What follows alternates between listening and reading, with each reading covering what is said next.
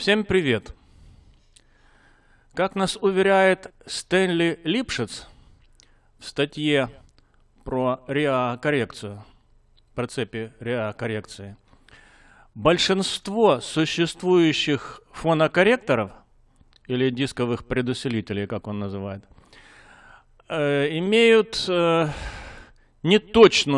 обеспечивают неточную реакоррекцию.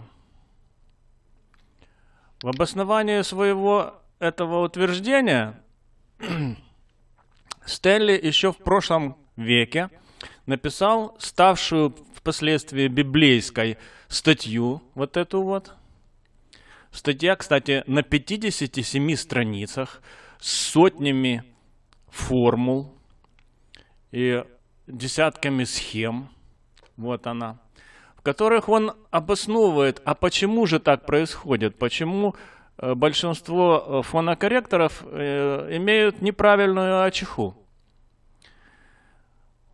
Он приводит также с помощью правильного для прошлого века математического аппарата, тогда компьютеров еще не было, когда статья писалась, он приводит требования к АЧХе фонокорректоров. Вот видите, тут у него Тау-3 3180 микросекунд, Тау-4 318, Тау-5 75 микросекунд и даже Тау-2 7950 микросекунд. Все эти постоянное времени, кстати, у меня вот в этом вот моем фонокорректоре 81 года все эти постоянные времени реализованы вот этой вот цепочкой. Ну да ладно, про мой корректор, потом об нем поговорим. Сейчас речь о статье Липшица. Статья здоровая. Сразу говорю, что без пол-литра тут не разобраться. Вот. Но грамотная. Математически все практически безукоризненно. Эта статья стала, в общем-то, библией разработчиков фонокорректоров, которые все на нее ссылаются, и все, приводят данные, что их фонокорректоры рассчитаны в соответствии с формулами Липшица.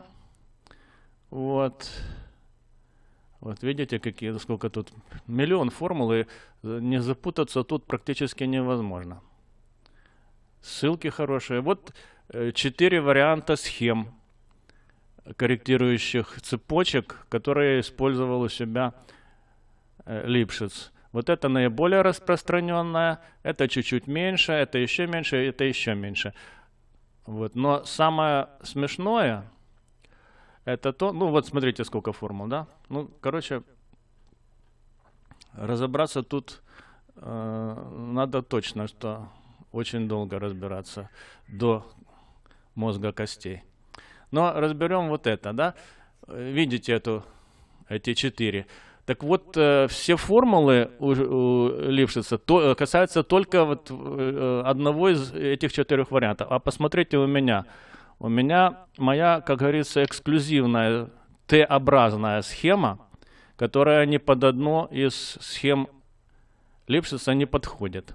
Поэтому в 1981 году у меня были проблемы с расчетом этой цепочечки. Хорошо, что в 1985 году наконец появился микрокап у меня с ПК, и я в микрокапе все это дело соптимизировал и рассчитал. Но сегодня у меня мой мастер-класс будет посвящен, мы живем в 21 веке, будет посвящен другому варианту расчета схем корректирующих цепочек для фонокорректора, а именно с помощью оптимизации в микрокапе.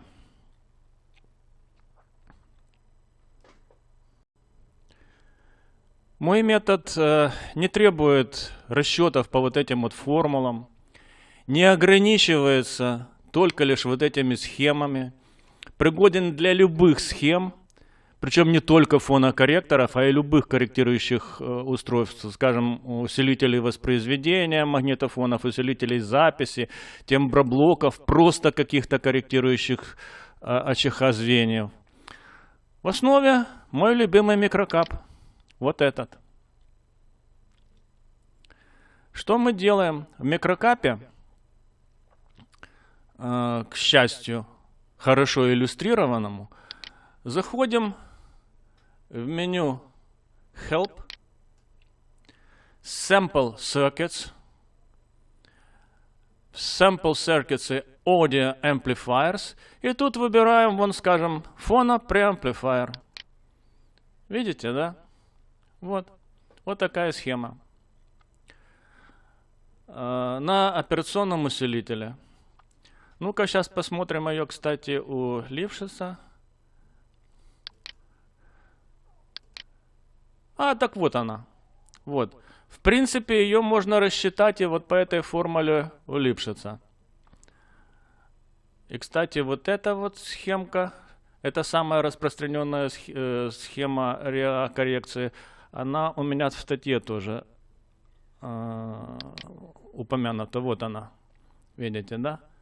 Вот эта схемочка, она Лившица тоже есть. Вот она. Вот, тоже ее можно рассчитать. Но сейчас вы убедитесь, насколько удобнее, быстрее и точнее, а самое главное для любых схем, а не только 4 вариантов, описанных у Лившица. У меня-то помните, да, Т-образная вот схема. Это считайте, что мой патент. Больше таких корректирующих цепочек вы не найдете, только в моих фонокорректорах. Так что мы делаем в микрокапе? Давайте смотреть. В микрокапе открыли схемку вот эту, да? Сразу можем посмотреть ее АЧХ, Analysis, AC, Run. Уберем FЧХ.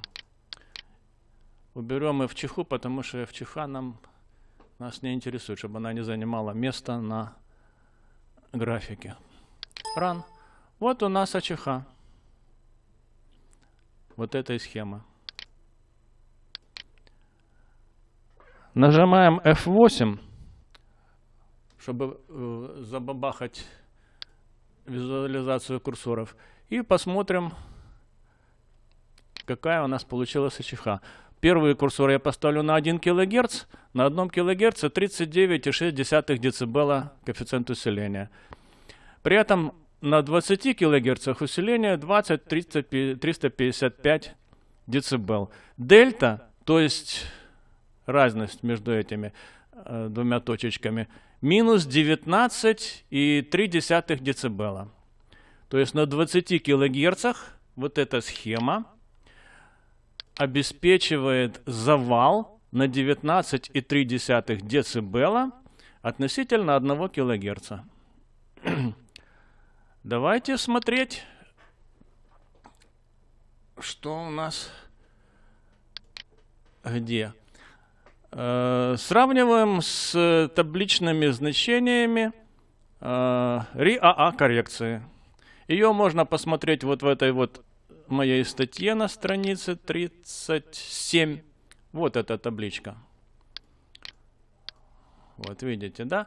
Значит, согласно стандарта РИАА и РИАА 78 тоже, на 20 кГц завал должен быть минус 19,53 дБ.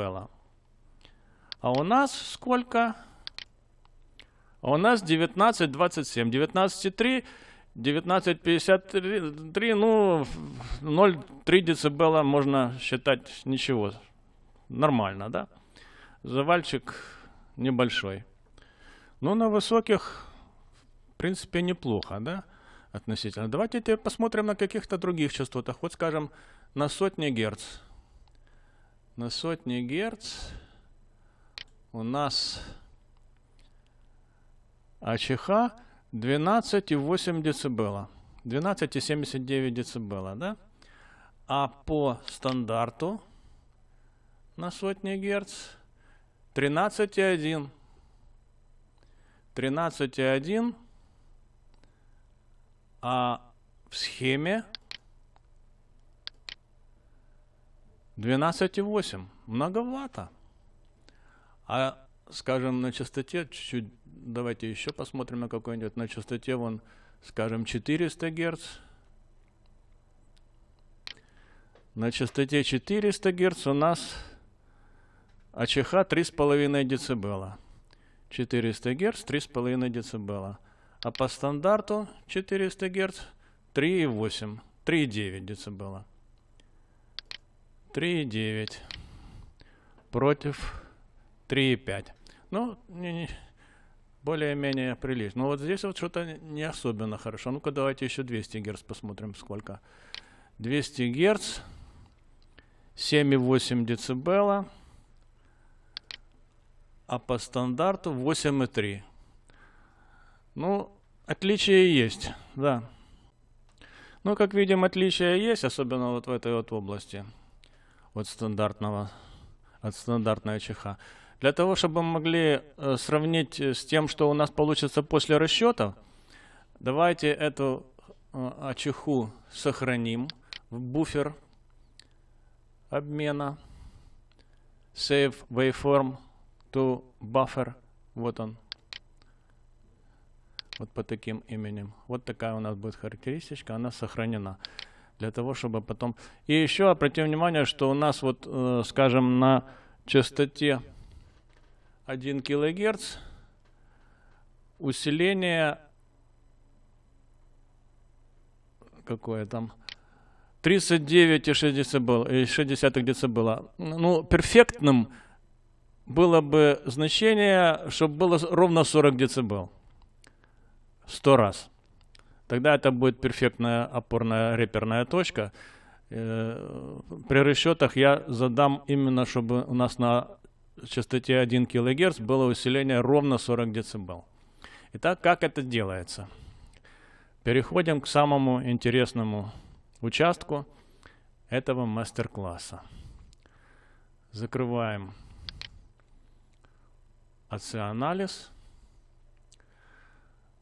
Для того, чтобы знать, что оптимизировать, надо сначала на схеме посмотреть, а что же у нас будет влиять на АЧХ. Ну, судя по тому, что мы уже выбрали с вами, что это вот эта схема Липшица, видите, да, R1, R2, ну, два резистора и два конденсатора частотозадающих. Здесь они у нас называются R1, R3, C1, C2. Запомнили. R1, R3, C1, C2.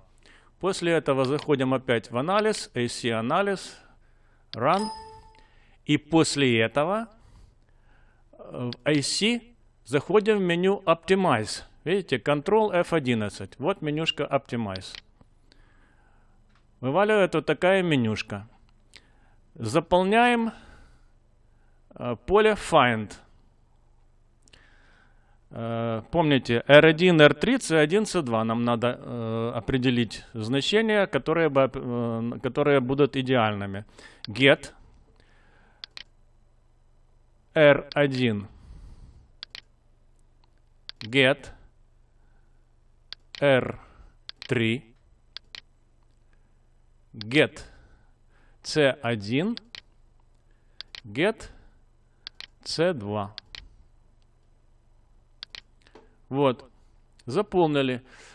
То есть оптимизатор будет по специальному хитрому закону изменять значение R1, R3, C1, C2 вот от минимума, low. R1 будет изменяться от 5 кОм до 20 кОм.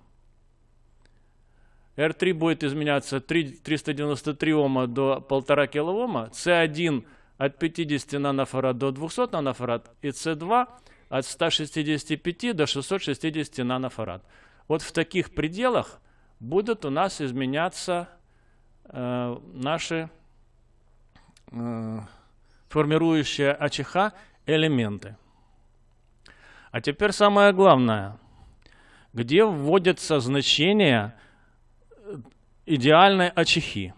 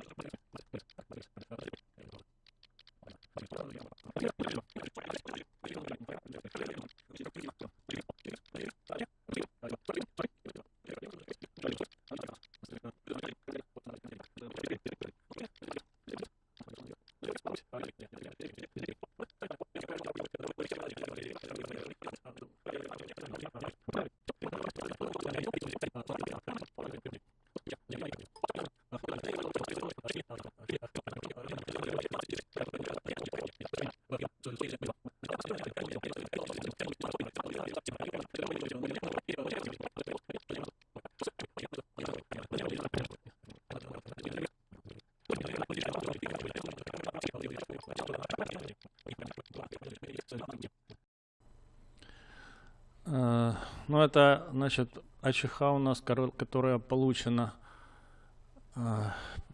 после оптимизации. Но давайте выведем теперь и АЧХ, которую мы сохранили до оптимизации. Scope, Waveform Buffer. И тут отметить вот эту вот нашу сохраненную. Она будет зеленым цветом. И Plot Now. Вот. Хоп. Видите, да? Синеньким цветом это то, что мы после оптимизации получили. А зеленым цветом это то, что у нас АЧХ, которая была до оптимизации.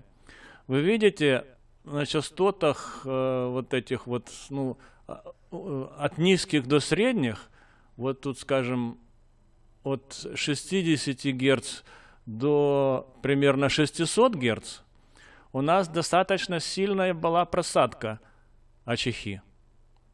Насколько? Тут 46, а тут 47. Ну, больше, чем на децибел. Видите? То есть наша оптимизация выровняла АЧХу на децибел в области умеренно низких и средних частот. Вот. На высоких и на инфранизких примерно все хорошо. Вот так, ребята, видите, да? Микрокап буквально за несколько секунд, ну сколько там он считал, десяток секунд, наверное, дрыгалась оптимизация. Он нам вывел идеальную АЧХу, которую мы задали по точкам относительно стандартных значений. И видите, мы сейчас можем сравнить результаты оптимизации. Вот. Вот что такое микрокап 12 и чем он лучше, чем табличные расчеты по формулам Лившица. Вот. Попробуйте-ка рассчитать. И потом, сколько вы будете считать, во-первых, а во-вторых, точность, погрешность ваших измерений, да и опять-таки вы можете, значит, для любой схемы применять микрокап. Хоть такую, хоть такую. А, давайте еще один эксперимент сделайте. Знаете, какой эксперимент? Optimize. Давайте сделаем, посмотрим, как микрокап отреагирует на нас финтушами. Мы захотим сейчас на частоте 20 кГц, не 20 дБ усиления, а давайте-ка засунем туда 22 дБ. Захотим приподнять на 2 дБ высшие частоты. И тут тоже приподнимем на 1 дБ на частоте 8 кГц. Вот так вот сделаем такую оптимизацию и посмотрим, что у нас получится. Очень интересно. Мы зададим не совсем правильные, ну, нехорошие, скажем так, значения на оптимизации. Посмотрим, что нам сделает оптимизатор. Я добавил 2 дБ сюда и дБ сюда. Посмотрим. Так, вот он Дергается у нас оптимизация.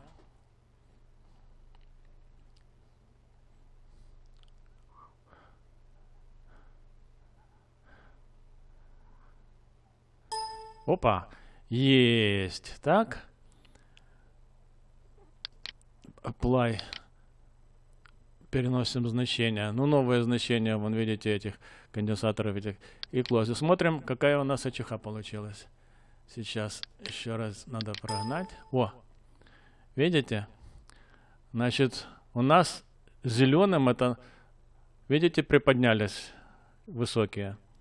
Насколько мы хотели? 24, а тут 26. Мы захотели на 2 дБ высокие приподнять. Нам микрокап их и приподнял. Вот. При этом на килогерце чуть-чуть ниже, а он чуть-чуть просадил вот здесь, видите, да? То есть такие финты ушами желательно делать как говорится, с пониманием того, что невозможные вещи оптимизация не сделает. То есть если мы отклоняемся от стандартной частоты на высоких частотах, у нас вполне вероятно немножко будет при 4 регулируемых элементах, 2 резистора, 2 конденсатора, у нас будут погрешности возникать и на средних частотах, и на низких. Правда, там меньше децибела, а тут 2 децибела. Но все равно надо аккуратно к такому варианту подходить. Ну вот, ребята, видите? Гораздо быстрее можно соптимизировать любую схему с помощью оптимизатора микрокапа, чем по расчетам ручным, по статье Липшица. Хотя статья, конечно, чудесная.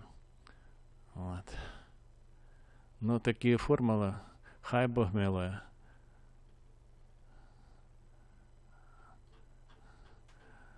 Но все равно скажем спасибо Стэнли, что он сделал такую работу. Но еще больше скажем спасибо разработчикам микрокапа 12. Все, ребята, на сегодня, наверное, все. Всем спасибо. И спасибо за внимание. И хочу напомнить, что микрокап 12, инсталлятор его официальный, бесплатный, есть у меня на сайте на Патреоне. То есть вы можете зайти ко мне на Patreon и бесплатно скачать микрокап 12. А у него внутри в Sample Circuits, смотрите, сколько всяких усилителей. Кроме, собственно, фонопредусилителя, есть также усилитель воспроизведения магнитофона и куча усилков мощности. Ну, скажем, вон Джона Линсли Худа. Смотрите, тоже есть, видите, да? Вы всего-навсего скачаете микрокап 12, а внутри его после инсталляции появятся все вот эти более-менее известные, правда, не в наших краях, а в англоязычных странах, да? Видите, да? Вон Эллисона, Куртиса, Хираги. О, Хираги есть, видите, да? И хираговский этот самый усилок у них есть. Все есть. Очень классная штука этот микрокап. Вот. И, кстати, в демках, кроме Sample Circuits, там есть еще и демки. И в демках в том числе есть и оптимайзер. Видите, что вы, не зная микрокап, только его проинсталируя, заходите в меню Demos, и тут как вводить схемы, как фильтры рассчитывать, как Фурье рассчитывать, Монте-Карло, пробники, как вводить схему, анализ стабильности, то есть возбудности, да, трансфер, ну, короче, все эти вещи внутри микрокапа. Вам ничего не потребуется дополнительно. Вы просто инсталируете микрокап. Он, кстати, небольшой, там мегабайт 20 или 30 всего-навсего. А все у него есть. Так что, ребята, вперед! Удачи всем! Всегда ваш Николай Сухов.